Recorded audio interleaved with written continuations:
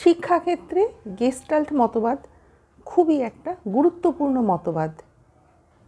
এই নীতিতে কিন্তু মুখস্থ করার কোনো অবকাশ নেই।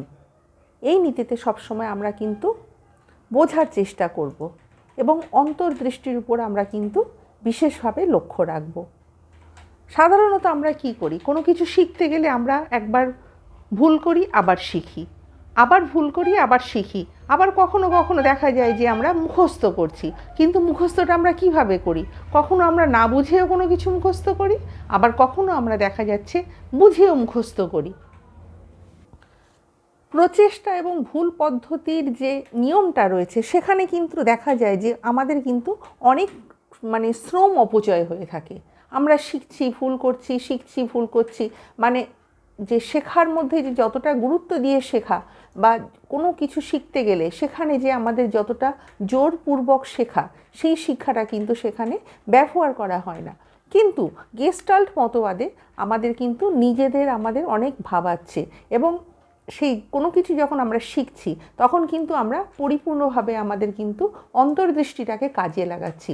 আমরা যখন শিখছি তখন আমাদের যে বাইরে যেটা শিখছি সেই ভিতরটা কী জিনিসটা হচ্ছে, সেই বিষয়টা কি হচ্ছে এবং সেই বিষয়টা যখন তখন আমরা কিন্তু সেইটা নিয়ে আমরা কিন্তু আরও ভালোভাবে আমরা কিন্তু নিজের ভেতরে কিন্তু আমরা সেইটা নিয়ে কিন্তু আমরা আলোচনা করতে থাকি, একা একাই আলোচনা করতে থাকি।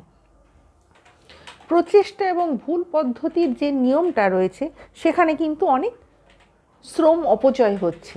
কিন্তু এই পদ্ধতিতে দেখা যাচ্ছে আমাদের যে শিক্ষণীয় বিষয় তার সংগঠন, সংহতি ও অর্থপূর্ণ উপলব্ধির দিকে কিন্তু বিশেষ গুরুত্ব আরোপ করা হয়ে থাকে। এই প্রক্রিয়াতে শিক্ষার্থীর কল্পনা শক্তি কিন্তু বিচারকরণের ক্ষমতা ও চিন্তার সামর্থ্য কিন্তু উন্নততর হয়। কেননা সে যখন কোনো একটা বিষয় শিখছে বা শেখাচ্ছে বা বোঝার চেষ্টা করছে তখন দেখা যাচ্ছে সে সেই বিষয়টা কিন্তু সবসময় চিন্তা করে এবং বোঝার চেষ্টা করে সেটা কি হতে পারে এবং তার মানেটা কি হচ্ছে, তার অর্থটা কি হচ্ছে, তার বিকাশ কোন দিকে যেতে পারে। এইভাবে কিন্তু গেস্টাল্ট যে মতবাদ রয়েছে সেই দিকে সবসময় কিন্তু দৃষ্টিপাত করে। তাই বলা হচ্ছে এই প্রক্রিয়াতে শিক্ষার্থীর কল্পনা শক্তি ও বিচারকরণের ক্ষমতা ও চিন্তার সামর্থ্য কিন্তু উন্নততর হয়। তাছাড়া এই শিক্ষণ প্রক্রিয়া শিক্ষার্থীকে কিন্তু সহজাত, স্বাভাবিক ও প্রাথমিক অন্তর্দৃষ্টির উপর কিন্তু বিশেষভাবে গুরুত্ব আরোপ করছে।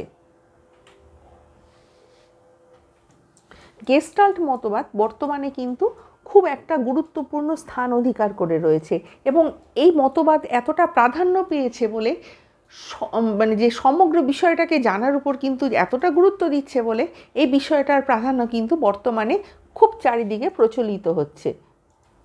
গেস্টাল্ট মতবাদে দেখা যাচ্ছে যে কোনো একটা বিষয়ের সমগ্র বিষয়বস্তুটার ধারণা তৈরি করে এবং বুঝিয়ে দিচ্ছে, তারপর সেটা কিন্তু আবার ফের ক্ষুদ্র ক্ষুদ্র অংশে বিভক্ত করে তারপরে শিক্ষাদান করছে।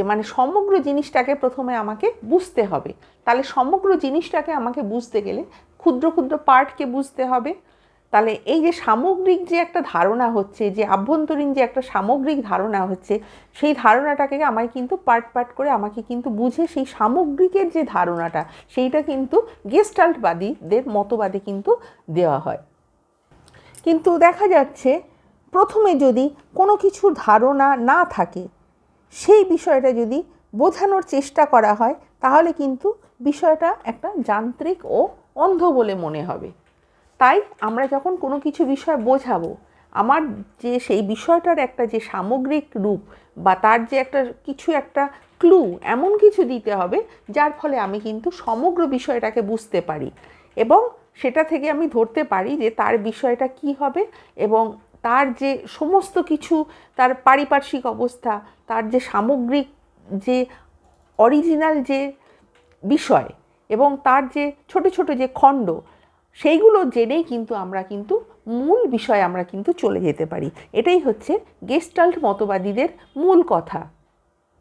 এখানে একটা এক্সাম্পল ব্যবহার করা হচ্ছে, একটা সমগ্র কবিতা, তার একটা ভাব থাকে,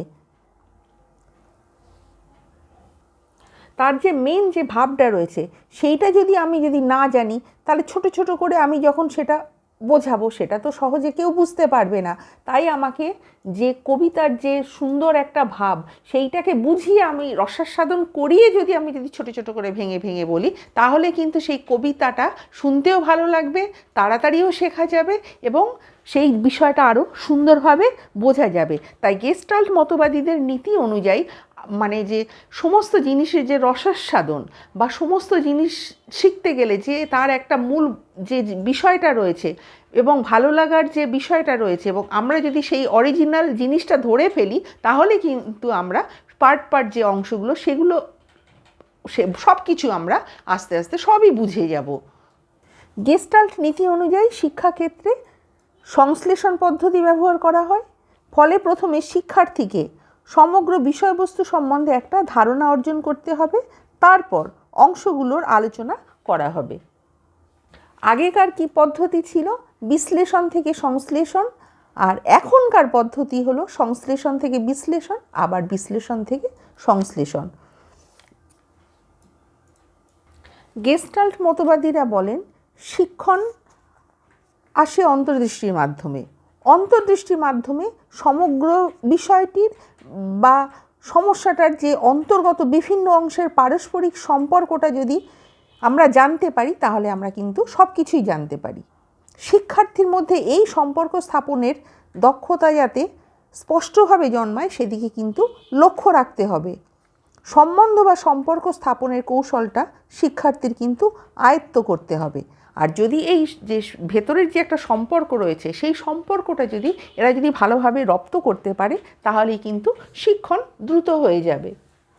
সুতরাং শিক্ষণ আমাদের দ্রুত হতে গেলে যে বিষয়টা রয়েছে সেই বিষয়ের মধ্যে একটা পারস্পরিক সম্পর্ক, তার মধ্যে যে একটা মিল, তার মধ্যে যে একটা অন্তর্দর্শন, বিষয়টা কি মেন জিনিসটা আমরা যদি জানতে পারি, তাহলেই কিন্তু আমরা বিষয়টা খুব সুন্দরভাবে জানতে পারি।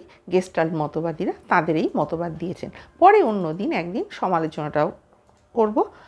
আজকের আর ভিডিও বলছি, এর পরের পার্টটা আবার অন্য কোথাও বলবো। ভিডিও তোমাদের ভালো লাগলে অবশ্যই লাইক, কমেন্ট, শেয়ার এবং সাবস্ক্রাইব করতে ভুলো না। নেক্সট টাইম আমি আরও একটা নতুন ভিডিও নিয়ে তোমাদের সামনে উপস্থিত হব।